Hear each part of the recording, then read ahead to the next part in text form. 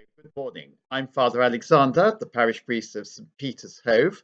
I'm working remotely today, so I'm not actually in Hove, but I want to talk about the next step on our walking tour through the Bible. This is step 210.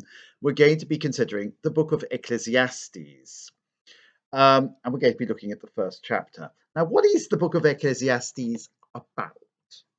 Well, that's quite a useful question. Well, it's two things, I think. First of all, it's a work of belles lettres, and secondly, it's a book that we'd call pensée. Both, I know, are French terms. When you publish a book of pensée, in France at least, you wouldn't get away with it in England, it's a book of beautiful thoughts that you present to the general public. The most famous example is Pascal's Pensées, so that was in the 17th century. It tends to be a tiny little volume full of profound thoughts and sort of usually expressed as aphorisms.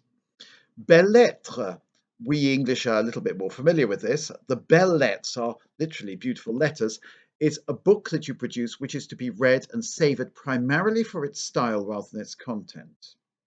And so, for example, among the great belletrists of the English language, you have people like Ronald Furbank. So this guy, the preacher, as he calls himself, is a belles lettrist, and he is also advancing his pensée. So it's all deeply personal, and it's included in the Bible because what he has to say is of interest. May not necessarily be true, but it's certainly of interest.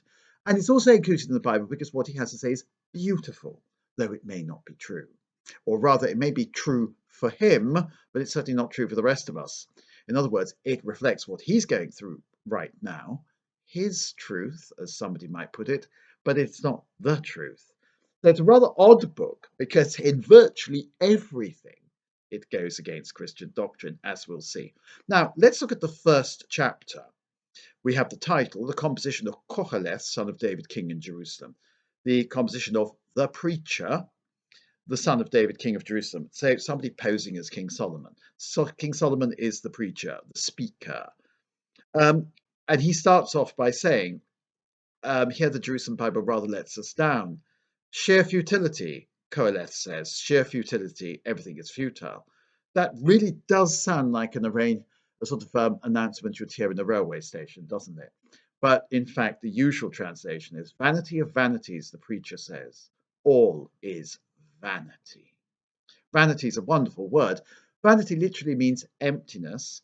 It means only being concerned with the surface, hence the sin of vanity.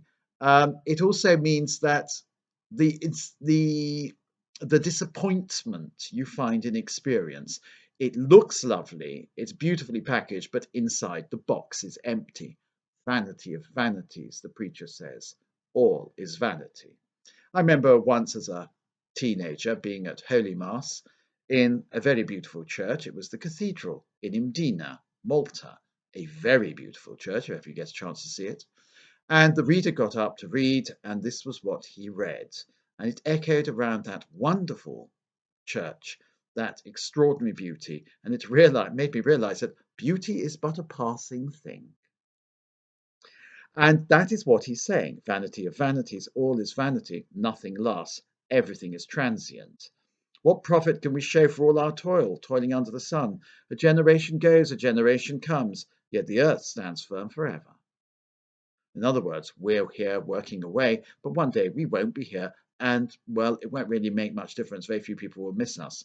In other words, our great human achievements count for very little. Now, this is King Solomon speaking, or somebody pretending to be King Solomon speaking.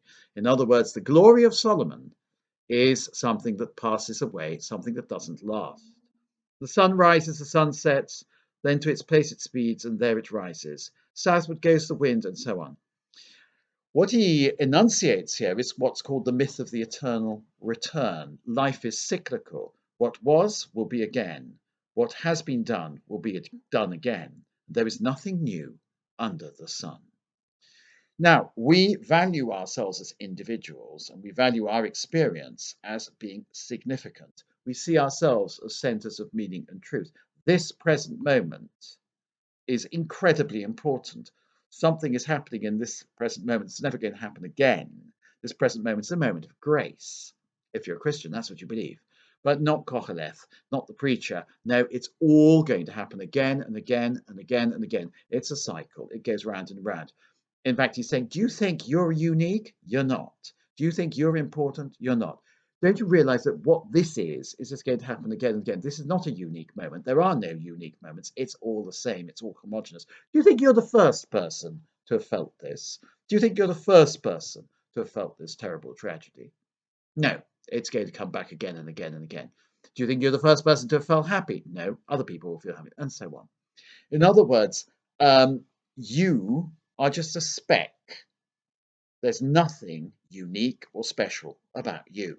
Now, this goes clean against Christianity. We believe every individual is created unique by God, and every individual has a unique life and has unique insights and receives unique graces, all from God. God creates us as individuals. He doesn't create us as cogs in a machine. Take anything which people acclaim as being new. It existed in the centuries preceding us. No memory remains of the past, so it'll be for the centuries to come. They will not be remembered by their successors. And yet at the same time, Koch, the preacher, has got something in his insight. We do have this idea that life continues, life goes on. We pass from the stage, other people take the stage after us. We are very small. Now, that is true from an existential point of view. We are passing creatures who are only on this stage a very short time. Shakespeare had something to say on this, and this insight of Koheleth's The Preacher is not new, or rather it's been repeated many times, as he would expect. After all, he says life is cyclical. Well, many people have said this. Life is a tale of sound and fury told by an idiot, signifying nothing. Is what Shakespeare said. In other words, life is meaningless, and I think Shakespeare says a man like the fool struts upon the stage for a brief time and then he is gone. And that's what the preacher would agree with. And he says, of course, that even trying to gain knowledge is a waste of time. Wisely have I applied myself to investigating and exploration of everything that happens under heaven. What a wearisome task, he says. God has given humanity to keep us busy. God has given humanity to keep us busy. I've seen everything that is done under the sun. How futile it all is. Mere chasing after the wind. I thought to myself, I have acquired a greater stock of wisdom than anyone before me in Jerusalem. I myself have mastered every kind of wisdom and science. I've applied myself to understanding philosophy and science, stupidity and folly. But I now realize that all this too is chasing after the wind. I think it's a good idea at this point to imagine the preacher as somebody sitting in a library who's been sitting in the library all day. And they finally, as the dusk is settling and the books are all open around them, they realize, my goodness, I've wasted my life. I've spent so much time doing this, there's absolutely no point in it whatsoever. He's wrong, of course. Even the most boring researchers in the most boring libraries do produce some fruit. At least I hope they do. I did a doctorate. I should know what I'm talking about. Whereas, of course, Koheleth's vision is that of Mr. Casaubon in George Eliot's very famous novel Middlemarch. And Middlemarch has Mr. Casaubon dedicate himself to long researches which are completely worthless at the end. So this is a very disappointed man who is speaking. But let's not be disappointed ourselves, because this is not true. We know there's disappointment in life, but we also know the search for knowledge is the right search. And we know that life is not cyclical, as Nietzsche said. There is no myth of eternal return. Life is going somewhere. It's heading towards the goodness of God, who has called us and has placed us on this earth. Koheleth is one of these people waiting in the darkness for the revelation of Christ. The revelation of Christ seems to be a long time in coming for this poor man. Remember, the darkest hour is always before the dawn. Hope that makes sense. All the very best. Bye.